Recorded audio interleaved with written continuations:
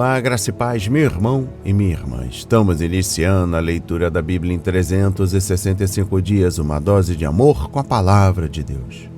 Hoje, no 310º dia, trago para leitura e comentários bíblicos o livro do profeta Ezequiel, capítulos 14 e 15, livro de Salmo, capítulo 107, dos versículos 23 a 43, e o livro do apóstolo Lucas, capítulo 19, dos versículos 28 a 48.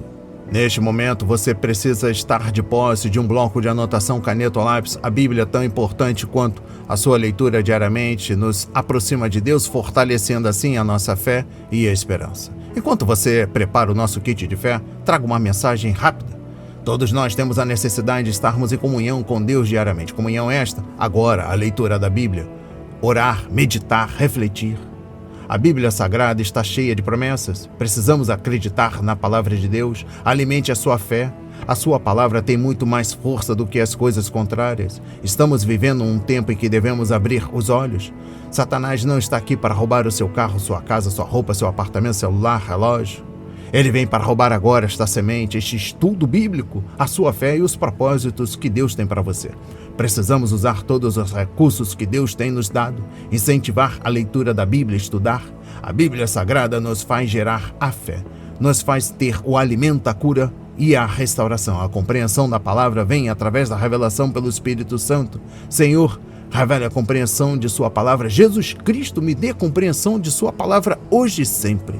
Em nome de Jesus, amém, e graças a Deus. Se desconecte de tudo e permita que a palavra do Senhor adentre em vossos corações. Vamos para a leitura no livro do profeta Ezequiel, capítulos 14 e 15. O castigo dos idólatras. Então alguns dos anciãos de Israel vieram e se assentaram diante de mim. A palavra do Senhor veio a mim dizendo: Filho do homem, estes homens levantaram ídolos dentro de seu coração e puseram diante de si o tropeço, que os leva a cair em iniquidade. Será que eu deveria permitir que eles me consultem?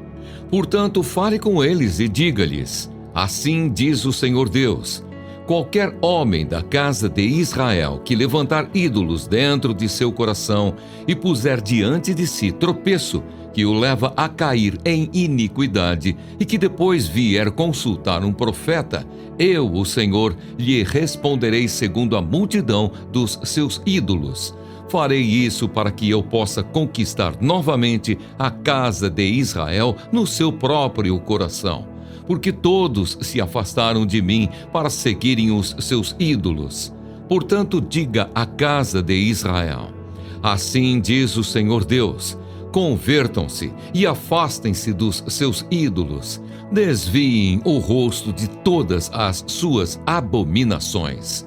Porque qualquer homem da casa de Israel, ou dos estrangeiros que moram em Israel, que se afastar de mim, que levantar ídolos dentro de seu coração e que depois vier consultar um profeta para me consultar por meio dele, a esse eu, o Senhor, responderei por mim mesmo. Voltarei o rosto contra o tal homem, farei dele um sinal e provérbio e o eliminarei do meio do meu povo. E vocês saberão que eu sou o Senhor. Se o profeta for enganado e falar alguma coisa, fui eu, o Senhor, que enganei esse profeta. Estenderei a mão contra ele e o eliminarei do meio do meu povo de Israel. Ambos levarão sobre si a sua iniquidade. A iniquidade daquele que consulta será como a do profeta, para que a casa de Israel não se desvie mais de mim, nem mais se contamine com todas as suas transgressões. Eles serão o meu povo e eu serei o seu Deus, diz o Senhor Deus. A justiça dos castigos de Deus. A palavra do Senhor veio a mim dizendo: Filho do homem, quando uma terra pecar contra mim, cometendo graves transgressões, estenderei a mão contra ela e cortarei o suprimento de pão. Enviarei contra ela fome e eliminarei dela pessoas e animais. Mesmo que estivessem no meio dela estes 3 homens, Noé, Daniel e Jó, Eles, pela sua justiça, salvariam apenas a sua própria vida, diz o Senhor Deus. Se eu fizer passar pela terra animais selvagens e eles a devastarem, assim que fique assolada e ninguém possa passar por ela por causa das feras, tão certo como eu vivo, diz o Senhor Deus, mesmo que esses 3 homens estivessem no meio dela, não salvariam nem os seus filhos, nem as suas filhas. Só eles seriam salvos e a terra seria assolada. Ou se eu fizer vir a espada sobre essa terra e disser, espada, passe pela terra, e eu eliminar dela pessoas e animais, tão certo como eu vivo, diz o Senhor Deus, mesmo que esses 3 homens estivessem no meio dela, não salvariam nem os seus filhos, nem as suas filhas, só eles seriam salvos. Ou se eu enviar a peste sobre essa terra e derramar o meu furor sobre ela com sangue para eliminar dela pessoas e animais, tão certo como eu vivo, diz o Senhor Deus, mesmo que Noé, Daniel e Jó estivessem no meio dela, não salvariam nem o seu filho, nem a sua filha, pela sua justiça salvariam apenas a sua própria vida. Porque assim diz o Senhor Deus, quanto pior não será se eu enviar os meus 4 piores castigos, isto é, a espada, a fome, os animais selvagens e a peste, contra Jerusalém, para eliminar dela pessoas e animais? Mas eis que alguns sobreviventes serão deixados nela, filhos e filhas que serão levados para fora. Eis que eles virão a vocês e vocês verão a sua conduta e as suas ações, e ficarão consolados do mal que eu fiz vir sobre Jerusalém, sim, de tudo o que fiz vir sobre ela. Eles os consolarão quando vocês virem a sua conduta e as suas ações, e vocês saberão que não foi sem motivo que fiz tudo o que fiz nela, diz o Senhor Deus. Jerusalém é uma videira inútil. A palavra do Senhor veio a mim dizendo, Filho do homem, de todos os ramos das árvores da floresta, o que acontece com a lenha da videira? Será que essa madeira pode ser empregada para fazer alguma obra? Será que é possível tirar dela uma estaca para pendurar objetos? Eis que é jogada no fogo para ser queimada. Se o fogo queima as 2 extremidades e o meio fica também carbonizado, será que serve para alguma obra? Ora, se já não servia para nada quando estava inteira, muito menos servirá para fazer alguma coisa depois que o fogo a queimou ou estiver carbonizada. Portanto, assim diz o Senhor Deus, como a lenha da videira entre as árvores da floresta, que entreguei ao fogo para ser queimada, assim entregarei os moradores de Jerusalém. Voltarei o rosto contra eles, mesmo que saiam do fogo, o fogo os consumirá. E vocês saberão que eu sou o Senhor, quando tiver voltado o rosto contra eles. Tornarei a terra em desolação, porque cometeram graves transgressões, diz o Senhor Deus. Amém. Compreendendo o livro do profeta Ezequiel, capítulo 14, a exposição bíblica dos versículos 1 a 5. Deus disse a Ezequiel que esses líderes eram como alguns dos líderes espirituais que o profeta havia visto em sua visão do templo, conforme capítulo 8. Exteriormente, eles estavam servindo ao Senhor, mas, no íntimo, adoravam ídolos, em vez de amarem a Deus e a sua palavra. Os líderes amavam ídolos. No entanto, eles devotamente se sentavam diante do profeta de Deus e agiam como homens espirituais, mas, para eles, ouvir as palavras de Ezequiel era mais um entretenimento religioso do que uma oportunidade de receber iluminação espiritual.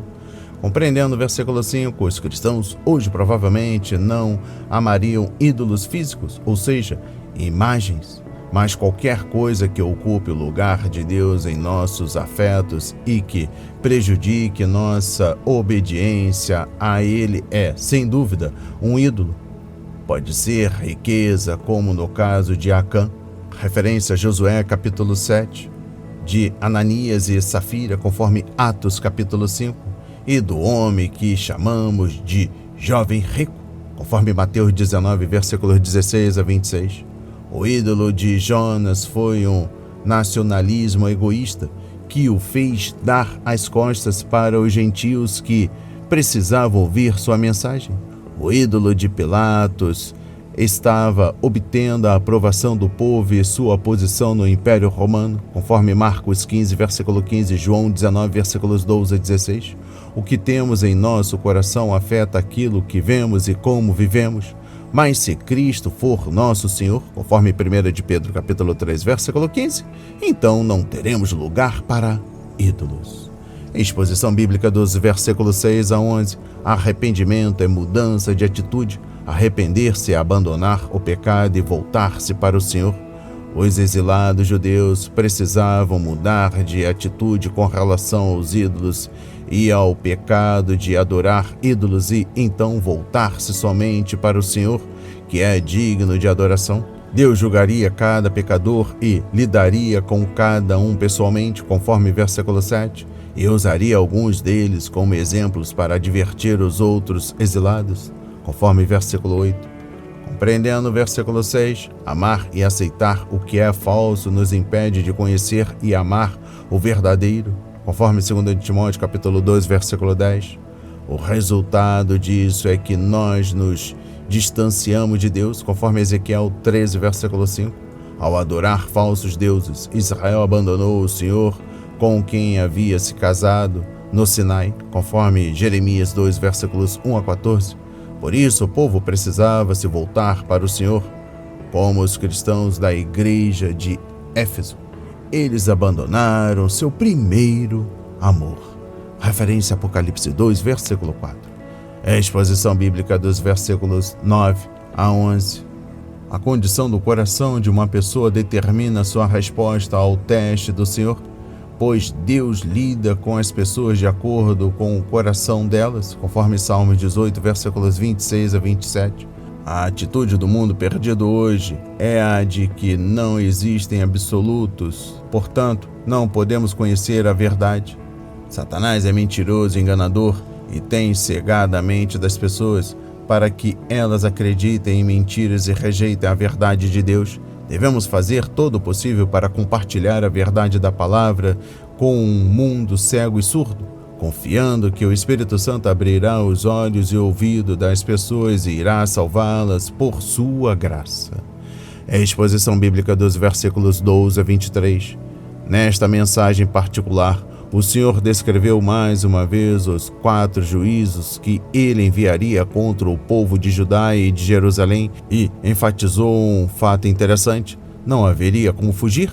Talvez alguns dos judeus se lembrassem de como seu pai Abraão havia intercedido por Sodoma e como o Senhor havia prometido poupar a cidade se Abraão pudesse encontrar nela 10 justos, conforme Gênesis 18, versículos 16 a 33. Compreendendo o versículo 14, por que o Senhor escolheu esses 3 homens? Primeiro, todos eles são identificados nas Escrituras do Antigo Testamento como justos. Referência a Gênesis 6, versículo 9, Jó 1, versículo 1 e versículo 8, capítulo 2, versículo 3, Daniel 6, versículos 4 a 5 e versículo 22. Todos eles foram provados e se mostraram fiéis. Noé, pelo dilúvio, Daniel na cova dos leões e Jó pelas provações dolorosas infligidas pelo diabo com o consentimento divino. E todos provaram que eram homens de fé. Todos eram homens de fé. A responsabilidade de cada pessoa diante de Deus é um tema central neste livro. Veja em particular o capítulo 18. O Senhor não pune as pessoas por causa dos pecados de outros, e Deus não aceitará a justiça de outros para compensar a maldade de pecadores. Este princípio está claro na lei de Moisés e na aliança que Deus fez com Israel. A única vez que o Senhor deixou de lado esse princípio foi quando Jesus Cristo, seu Filho, morreu na cruz. Ele sofreu pelos pecados do mundo. Quando confiamos em Jesus como Salvador e Senhor, recebemos o dom da justiça e o Pai nos aceita por causa de seu Filho. Aleluia! Referência Romanos 3, versículo 21 ao capítulo 4, versículo 25 e 2 de Coríntios, capítulo 5, versículos 19 a 21. No capítulo 15, sendo este o último a ser comentado, a exposição bíblica do capítulo 15, versículo 1 ao capítulo 17, versículo 24, Ezequiel falou sobre uma videira, uma esposa infiel e 3 ramos de uma árvore, e cada uma dessas imagens transmitia a verdade de Deus àqueles que realmente queriam entender. Essas imagens e parábolas não só descreviam os pecados da nação de Israel, mas também declaravam seu terrível juízo. O profeta falou ao seu povo com a linguagem mais vívida encontrada nas Escrituras, mas as mensagens foram ignoradas. Vamos para a leitura no livro de Salmo, capítulo 17, versículos 23 a 43. Os que, tomando navios, descem aos mares, os que fazem comércio na imensidade das águas, esses veem as obras do Senhor e as suas maravilhas nas profundezas do abismo. Pois Deus falou e fez levantar o vento tempestuoso que elevou as ondas do mar. Subiram até os céus, desceram até os abismos. No meio destas angústias, desfalecia-lhes a alma. Andaram e cambalearam como bêbados, e de nada adiantou a sua habilidade. Então, na sua angústia, clamaram ao Senhor, e Ele os livrou das suas tribulações. Fez cessar a tormenta, e as ondas se acalmaram. Então se alegraram com a calmaria, e assim os levou ao porto desejado. Que eles deem graças ao Senhor por sua bondade e por suas maravilhas para com os filhos dos homens. Que o exaltem na assembleia do povo e o glorifiquem no conselho dos anciãos. Deus transformou rios em desertos e mananciais em terra seca. Fez da terra frutífera um deserto salgado por causa da maldade dos seus habitantes. Transformou o deserto em lençóis de água e a terra seca em mananciais. Estabeleceu aí os famintos, os quais construíram uma cidade em que pudessem morar. Semearam campos e plantaram vinhas e tiveram fartas colheitas. Ele os abençoou e eles se multiplicaram muito, e o gado deles não diminuiu. Mas outra vez foram reduzidos e humilhados pela opressão, pela adversidade e pelo sofrimento. Deus mostra desprezo pelos príncipes e os faz andar errantes, onde não há caminho. Mas levanta da opressão o necessitado e faz aumentar a sua família como um rebanho. Os retos veem isso e se alegram, mas todos os ímpios têm de fechar a boca. Quem é sábio, atente para essas coisas e considere as misericórdias do Senhor. Amém. Compreendendo o livro de Salmo, capítulo 107, versículos 23 a 43, trago a exposição bíblica dos versículos 23 a 32. Este maravilhoso livramento deveria motivar os marinheiros a dar graças ao Senhor pessoalmente, exaltá-lo no culto, no santuário e a testemunhar para os líderes do povo. As ações de graças continuam a aumentar. Não há situações sem esperança aos olhos de Deus, pois Ele pode fazer o impossível. Além da tripulação e do Senhor, ninguém viu o milagre. Por isso, cabia a tripulação agradecida espalhar a notícia e dar glórias ao Senhor. Exposição bíblica dos versículos 33 a 43. O enfoque muda e o centro das atenções não está mais nas pessoas em apuros, mas no Senhor. Ele pode transformar o jardim em um deserto e o deserto em um jardim. Conforme o livro do profeta Isaías, capítulo 35, e também capítulo 41, versículo 18, e também Deuteronômio 28, versículos 1 a 5. Deus pode julgar a terra por causa da maldade das pessoas que vivem nela, conforme Salmos 107, versículo 34, e Gênesis 19, versículos 24 a 28, mas também cura e abençoa a terra em resposta à fé e à obediência de um povo. E eu encerro a compreensão do livro de Salmo, capítulo 107, dos versículos 23 a 43, trago o versículo 43. O que devemos aprender com as 5 imagens deste salmo que retratam o poder e a misericórdia de Deus em ação? E é preciso ser sábio e entender a palavra de Deus, conforme versículo 43 e também Oséias 14, versículo 9. Sim, o Senhor mostra seu amor e misericórdia aos insubmissos que se arrependem e invocam seu nome, mas nosso Pai preferia compartilhar esse amor com filhos obedientes, que assim desfrutam mais dele. Referência 2 Coríntios capítulo 6, versículo 14 ao capítulo 7, versículo 1. Vamos para a leitura no livro do apóstolo Lucas, capítulo 19, versículos 24 a 48. Jesus entra em Jerusalém. E depois de dizer isto, Jesus prosseguia a sua viagem para Jerusalém. E aconteceu que, ao aproximar-se de Betfagé e de Betânia, junto ao Monte das Oliveiras, Jesus enviou 2 dos seus discípulos, dizendo-lhes: Vão até a aldeia que fica ali adiante, e ao entrar, encontrarão preso um jumentinho, o qual ainda ninguém montou. Desprendam o jumentinho e tragam aqui. Se alguém perguntar por que o estão desprendendo, respondam assim: porque o Senhor precisa dele. E indo os que foram mandados, acharam tudo conforme Jesus lhes tinha dito. Quando eles estavam soltando o jumentinho, os donos do animal disseram: Por que estão desprendendo o jumentinho? Eles responderam: Porque o Senhor precisa dele. Então trouxeram o jumentinho até Jesus e, pondo as suas capas sobre o animal, ajudaram Jesus a montar. À medida que Jesus avançava, as pessoas estendiam as suas capas no caminho.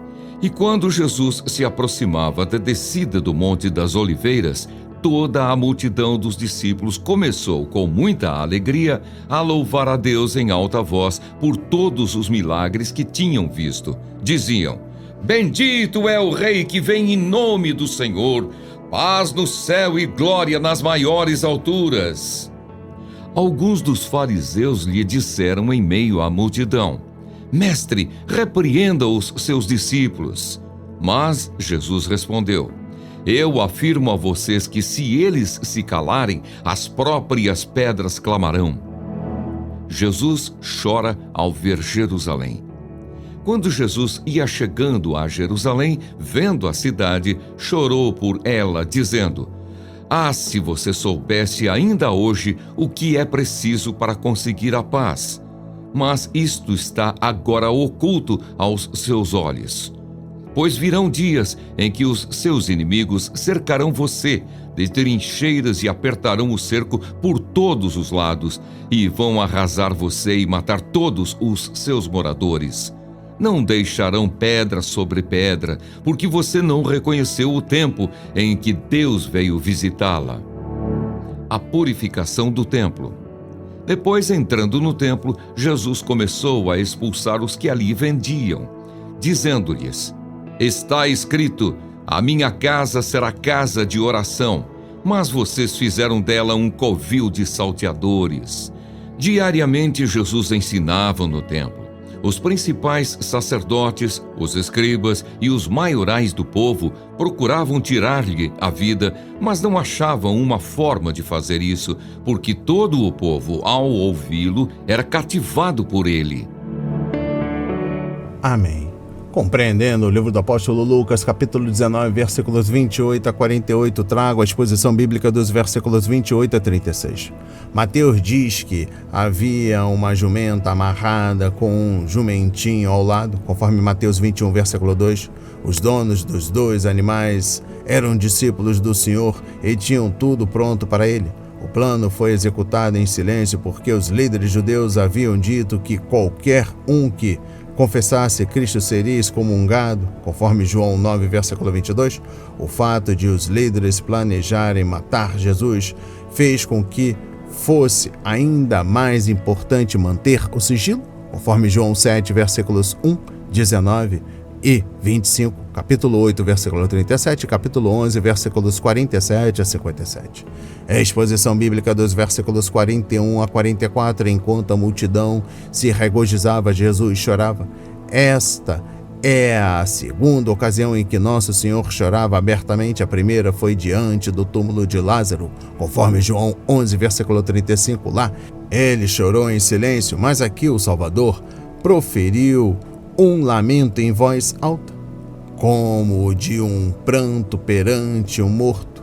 Neste sentido, ele se parece com o profeta Jeremias, que chorou amargamente sobre a destruição de Jerusalém, conforme Jeremias 9, versículos 1 a 2. Veja também o livro de Lamentações. Jonas olhou para Nínive, esperando que ela fosse destruída, conforme Jonas capítulo 4. Enquanto Jesus olhou para Jerusalém e chorou por ela ter destruído a si mesma. Exposição bíblica dos versículos 45 a 46. A purificação do templo foi um acontecimento dramático que tanto chamou a atenção das pessoas como despertou a ira do sistema religioso. E eu encerro a leitura da Bíblia em 365 dias e também da compreensão do livro do apóstolo Lucas, capítulo 19, versículos 28 a 48. Trago a exposição bíblica dos versículos 47 a 48. Jesus permaneceu no templo e o usou como local de encontro para aqueles que precisavam de ajuda. Ali, ele curou muitos que estavam doentes e aflitos e ensinou ao povo a palavra de Deus. Os líderes religiosos hipócritas tentaram destruí-lo, mas como sua hora ainda não havia chegado, eles não podiam tocá-lo. Nos dias que se seguiram, eles discutiram com Jesus e tentaram pegá-lo em suas palavras, conforme capítulo 20, mas falharam.